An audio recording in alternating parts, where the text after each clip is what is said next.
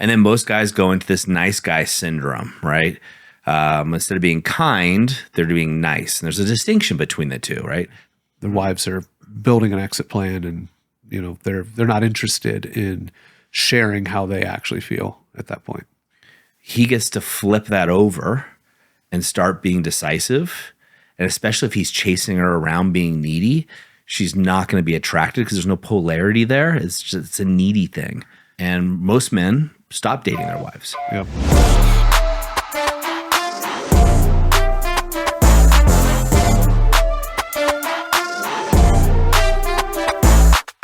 Hey guys, welcome back to another episode of the TPM Show.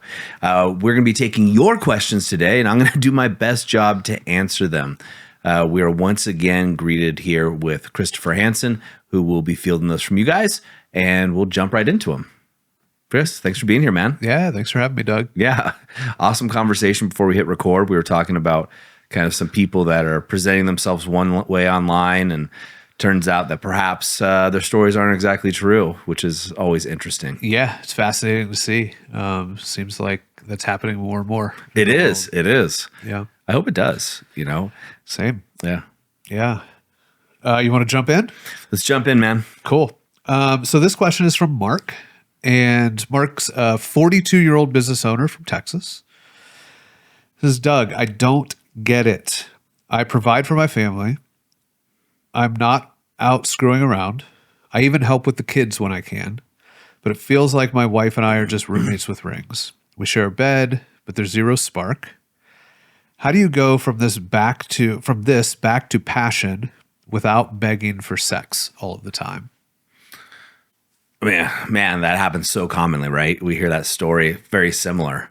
The guy's out there providing for his family, working his tail off, if you will. And, he's been doing this probably for a long time. And in his mind, sacrificing for his family. I work my ass off. I come home and all she does is nag and wants me to clean more, cook more, help out with the kids, do more chores, and feeling like he never has free time and it's never good enough. So there's a lot of things in that question that I want to address. The first thing is I think a lot of us guys tell ourselves we're working so hard to provide for our family. I think that's a story I've had, Chris. And oftentimes when guys go through our program, and I'm just because that's the program I know, I'm just using that as an example, and they come out the other side where them and their wives are really close again. It takes some time where they both feel comfortable sharing. Most of the times the wives are saying, hey, look, I never wanted this. Yep. Right? And guys that have been with us for a long time, we can work with deeper. And usually what comes up for them is, oh crap, I've been doing this for me. Yep. Right? It's my own identity. I've wanted to do it. Or they're doing it because they're not getting their needs met at home, but everybody at work thinks I'm a friggin' stud. Yep. Everybody at work thinks I'm crushing it, right? Yep. So let me go back there where I'm crushing it and I'll get my needs met. Yep. People love me. They like me. I'm the man. So that's one element that I can hear playing in there with this. And then most guys go into this nice guy syndrome, right? Instead of being kind, they're being nice. And there's a distinction between the two, right? I consider myself and you very kind men, but we both have firm boundaries. We're not dogs chasing our tails. And I used to do this, Chris, where I've told this story before many times, but for people who are newer to this, I could probably tell 100 stories like this. I was in Santa Barbara, California with my wife. I think I had 3 companies at the time. I was on the Rotary Club. I think I was doing Brazilian Jiu-Jitsu, playing soccer. I was crushing it. If you check boxes, it seemed as if I was crushing it everywhere in my life, all areas. I went to gym, worked out all the time. And then my wife wasn't happy. So I thought, okay, she was complaining I wasn't doing enough around the house, basically. So I thought, okay, I'll show her the cleanest house possible. So you've heard the story, me tell the story before. So I leave work early. She's not there. I know she's not going to be there. I go home, crank up the stereo, put a pot of coffee on, and I clean that house. And I'm not talking like that surface level clean that people do. Like people are coming over, let me just clean up real quick. I'm cleaning. And I'm proud of myself. I'm thinking, not only is she going to finally look, she's going to walk in that house and go, I have the best husband in the world, right? That we're going to have some sex. It's going to be amazing. She's going to see me as the God that I think I am at the time. Yeah. And she comes in and she's like, oh, you didn't clean the oven? And I just lost my shit, man. I went off. Yeah. And the problem was two things, is I was being a nice guy, but I was also doing it for external validation, Yep. right? I was trying to prove to her how good I was. And in exchange for cleaning the house, you are going to, for her, she's going to look at me as this awesome guy. Yep. I just didn't get it. I think a lot of us guys fall into that. Yep. And what the word I heard from this gentleman, what was his name again? His name is Mark. From Mark was chasing her around, right? Or begging. Yep, begging. Which is needy. Yep. Right? It's being very needy. And that's one of the most repulsive energy sources you can have, the states of being you can have for a woman. Like if you're needy, it's not sexy at all. Yep.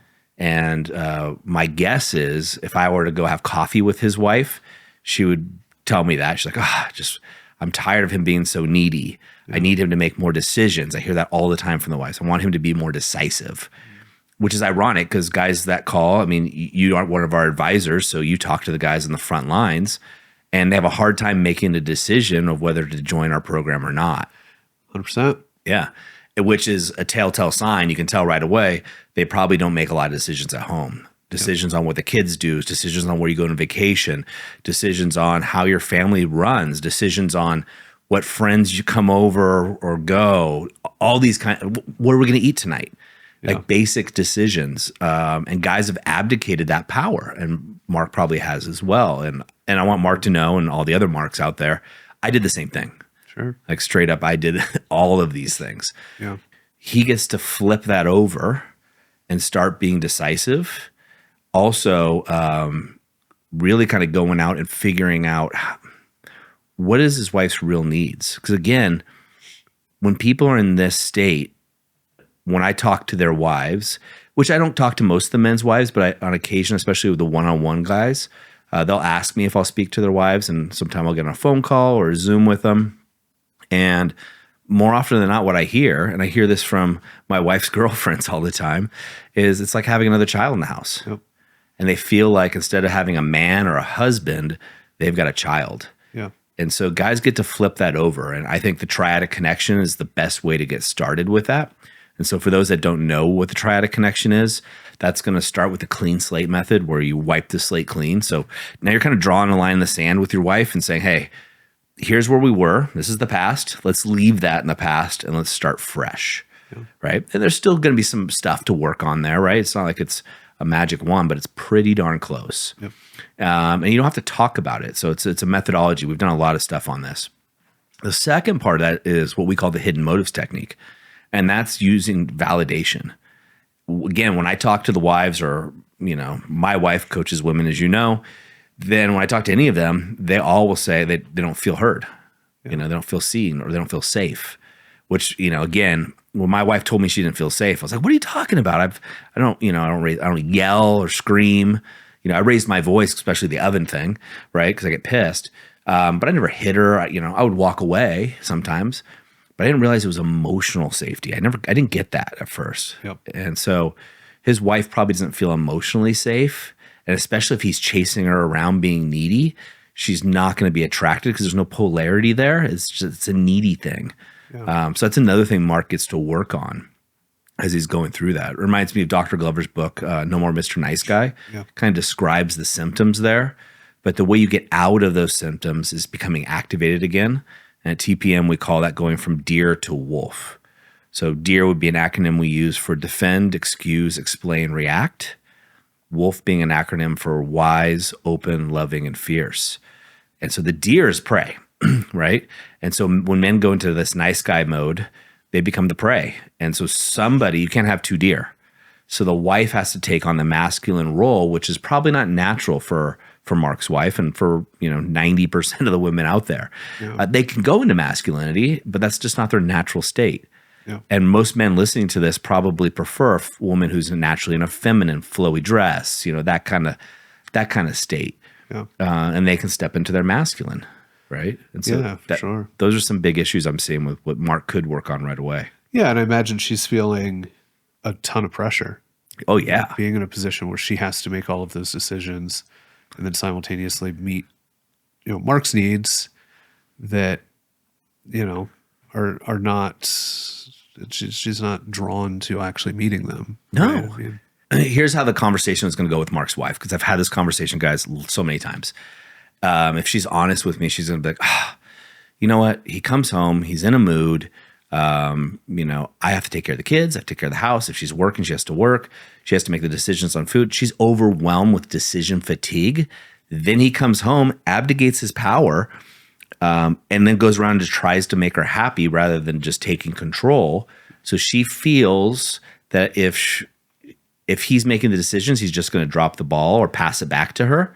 So she's got to be in this masculine state, which is not natural for her. Yep. Again, she can do it, but it's not natural. So it drains her energy. And now she's frustrated. She's resentful of him. There's no polarity, and polarity meaning she can't be a feminine, sexy woman without having a masculine man there. And that's why if you read any romance books, right, guys, most of the best sellers out there are romance books, fiction, or romance books disguised as just novels. Yep. You go to women's book clubs, they're reading about powerful men taking feminine women or converting them. That's what their fantasy is. Not every woman, but most. Yep. And so now she's going to be like, oh, he comes home and now I make all the decisions, and he's just there on the couch. He's following me around, asking me, what should I do? What do you need help with? Instead of actually just doing the thing, he's always asking, you need help with dinner? You need this? You need that? He's needy. So that's repulsive to her. And then he wants to have sex with her.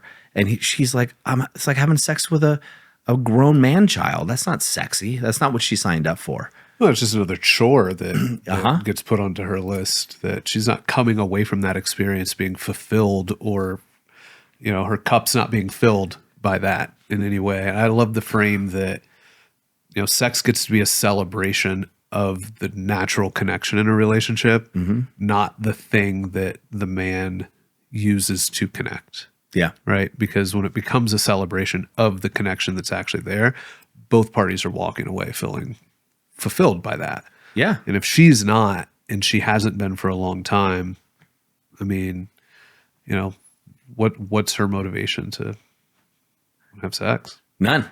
Well, so my theory, or what I find to be true, and let me know if you think the same thing, is that women need connection to want sex. Men get connection from sex. Yeah. So I told this story often too, because I think it's so apropos, is Tim, right, the business partner and master coach at TPM, he was smart and he hired an intimacy coach when things were going good, right? So let's be preventative. And one of the questions the coach asked Tim was, hey, when does sex start for you? And say you want to have sex on Friday, like, what do you need? When can you be ready? So Friday night, 6 p.m., you want to have sex. What do you need? When can you get started? Right? Tim's like, Friday night, 6 p.m. Like, I'm good to go. Turned to his partner and said, hey, if you're looking to have sex at Friday at 6 p.m., when does foreplay? When do you need to get started? She goes, Monday. Yeah. Monday, I need foreplay and everything else to start on Monday for Friday. Yep. And you'll see a lot of people on social media shorts. These are moms. These aren't like influencers or stuff. They'll talk about a lot of this stuff. Like, hey, text your wife this. Take your wife out on dates. Let her know. And my wife tells me this. Like, she likes the anticipation. So like, hey, be ready when I get home. Have the kids on a show, and downstairs in the basement where they can't hear. I want you wearing this. It's on. I want you, and I'm going to take you. Yeah. And she loves that. And it's just direct and, and Doug 1.0. So me 15 years ago, what have you, I would have never done that. Like, oh, that's not appropriate. Like, she's sure. Right. She has an opinion. I'm going to ask her, hey, what's good for you? Do you want to do this? Yeah. Sometimes I would, right? Especially when we were first dating, I did all the time. Yeah. But I kind of edified my wife and put her on a pedestal in a good way. And I still do in a different way. And guys, this doesn't give you an excuse to be a jerk. Like, you get to honor your wife's needs by making her feel safe emotionally, making her feel seen, heard, and desired, and by becoming activated yourself. Yeah. And it's a process to get there. I mean, I don't know Mark's specific situation, but it's possible that if Mark were to send that text to his wife right now saying, hey, I'm going to be home at X, Y, and Z, be wearing this, she may not receive that right now. Correct. Right. So there's a process to get to the place of, I want to buy you a gift. Look, if your marriage is struggling, and let's be real, every marriage struggles at some point, but yours is struggling where you've lost that love, admiration, respect, I want to help you. I want to buy you a copy of the book that I wrote, A Man's Guide on How to Save Your Marriage Without Talking About It. In here, I've distilled over 8 years of programs that we've developed at TPM to help men just like you save their marriages without talking about it. There's no fluff, no BS. It's an action plan that you can start using today to actually save your marriage and bring that love and respect back into your family, back into your house. You deserve it. Look, all I ask is you pay the postage, you pay the shipping, I'll buy the book for you. That way you can take massive action today. Click the link or find it in the bio and get your copy now. Of having a relationship where your wife does feel seen, heard, desired, safe, to where you can have that dynamic. Yep. So good point. Yeah. I mean, that's why the activation method, and again, I'm not pushing the activation method, it's just the program I know the most. It's the one we designed. That's why it goes over a period of time. It's not like a one day, come to this weekend and learn all the tricks. It doesn't work that way. It needs application. Like you need to apply the things. And it's not just learning. That's why I talk to the guys at the end of many of the podcasts, like do the action, then move on to your next podcast or whatever else you're doing in your day, or at least calendar the action in that we're talking about. Practice the hidden motives, right? Get feedback from a coach, or if you don't have a coach, a trusted person that's an expert in these kinds of things, so that you can make your wife feel safe. Because if your wife's not safe, she may do things out of obligation, right? She'll have sex with you out of obligation or feeling bad for you. Or occasionally she'll be horny. And again, I've talked to so many wives. A lot of times they're thinking about somebody else. Yeah. The sex in the bedroom's not fun. It's not connected. They don't look up to their husband with the respect and the admiration. Yeah. So he gets to get it back. Yeah, and it's not about that other person that she's thinking about, right? I mean, that other person is just it's just an idea to her. It's just a feeling to her. And it's a feeling that you yourself can valid or give to her. Yes. Right. So it's not about her really wanting to be with somebody else. It's about the experience that she wants to have at the end of the day with you. She's just not getting that. Well, I think she might want to be with somebody else. That's the thing, right?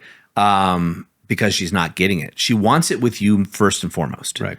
If she's not getting it with you, she's starting to fantasize about getting that need met elsewhere. Yeah. And that's why so many men find out that their wife's had an emotional affair. And I'm defining emotional affair. She's been talking to another guy online, right? Yeah. Or at the office or what have you.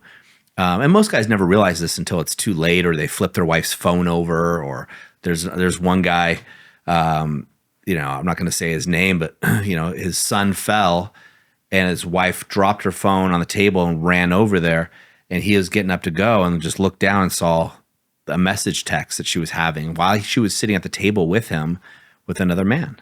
Wow. Right. And he wasn't activated, and he admits it. He's like, dude, that's when I found TPM, and they're great. Right. But he worked on this for a while, but they're in the best place they've ever been. And it happens a lot where guys just stumble upon it.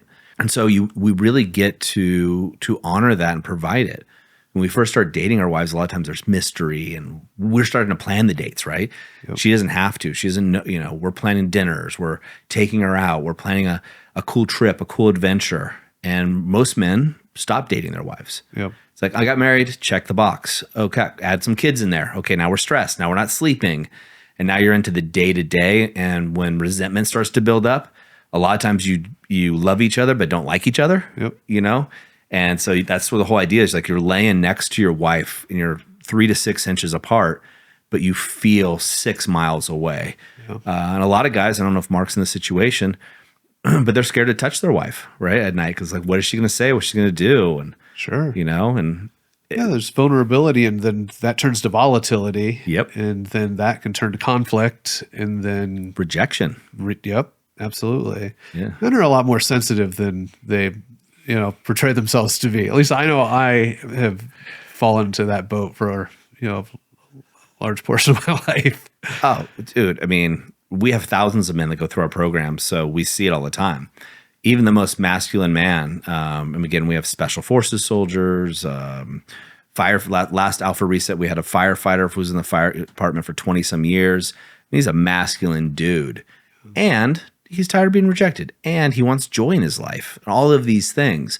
And you can have all of these. These are learned skills that can be codified, and that's what we call it, the activation method, or the Ascension blueprint. There has to be something that you can codify and be repeatable, right? That's the key. That's one of the problems I have. I love other companies out there helping men. I really do. And I want to cheer them on. And there's a couple of them out there that haven't proven the process to be repeatable. Like you need to make sure whatever you're teaching out there is repeatable, and they're codified skills that can apply in the settings. We've been doing this for 8 years now. Yep. You want to tackle one more question? Yeah, absolutely. Cool. This is from Aaron. Aaron is 44, and he's a consultant from New York. My wife literally said the words, "I love you, but I'm not in love with you." That crushed me. Does that mean it's over? Or is there really a way to flip attraction back on after years of drifting apart? So, Aaron, first of all, this comes up a lot, this question. I've seen so many of these marriages and relationships, because some guys come to us that aren't married, right? They have partners or long-term relationships, but most guys are married with kids. I've turned this around. Because if she's saying she's in love with you, then all you have to do is reignite the spark. You have to get trust back first, because if she's saying, "I love you, but I'm not in love with you," there's an element of trust that's missing, and there's an element of safety that's missing, and 100% polarity is missing, right? That is the big thing. She's lost respect, and or there's no spark, right? So those two things are most likely occurring, if I'm just a guess, based on, but again, doing thousands of guys coming through the programs, you start to pick up patterns. Like I always joke around, like I'd be a moron not to pick up some of these patterns. Sure. So you definitely can, but you got to step on the gas, because when you think about the statistic, Chris, 70% of divorces, right, are initiated by the woman. Now, if your wife has a college degree or higher, guys, listen, if your wife has a college degree or higher, that number goes to 90%. Get that, 90% of divorces are initiated by the woman. And we all know that 50% of marriages already result in divorce. So the odds are stacked against Aaron, right? And if he's hearing, even if he's doing well, now if he's hearing this, things aren't well. Now, it's not every time. Sometimes guys wait till it's too long. There's other extenuating circumstances that could be happening. But the fact that she still loves him tells me there's still an emotional charge and there's still connection. And so he's got to scramble and get the tools to bring that spark back to life, but also to give her that feeling of being seen, heard, and desired. And if he can provide that for him, then he's got a really good chance. For sure. And if she's willing to tell him that, that's her way of saying like something needs to change, right? I mean, my experience is the guys that wait too long, their wives aren't telling them anything. Their wives are building an exit plan, and they're not interested in sharing how they actually feel at that point. Yeah, I totally agree. So what I would say to Aaron is, if your wife's telling you this, she's felt this for probably at least 2 years. And she's been probably dropping a lot of hints. One of the funniest things, Chris, is so we have a program called the Alpha Reset. It's our transformational program. It takes place really around 3 days. Guys get here early, so it's 4. But it's 3 days of really intense work. And a lot of times on the last day, guys will go, crap, they get it. Like it snaps, and these men get their mojo back. And the way I describe it, the best way I can describe the Alpha Reset, and we have hundreds of testimonials from men, is the mojo and energy you had in your early 20s, that like I can take the world by the balls energy. Now add that to a 30, 40, 50-year-old's experience and wisdom. Yeah. And that's like the engine, right? That's what happens to the guys.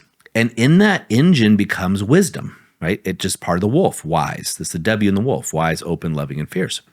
All the time the guys go, oh crap, she saw this and it's been hinting for a while. Yeah. Got it. Because your wife, she married you seeing your potential. And she can see your potential now. And what pisses her off, I mean, pisses her off and hurts her, is you not living up to your potential. Yep.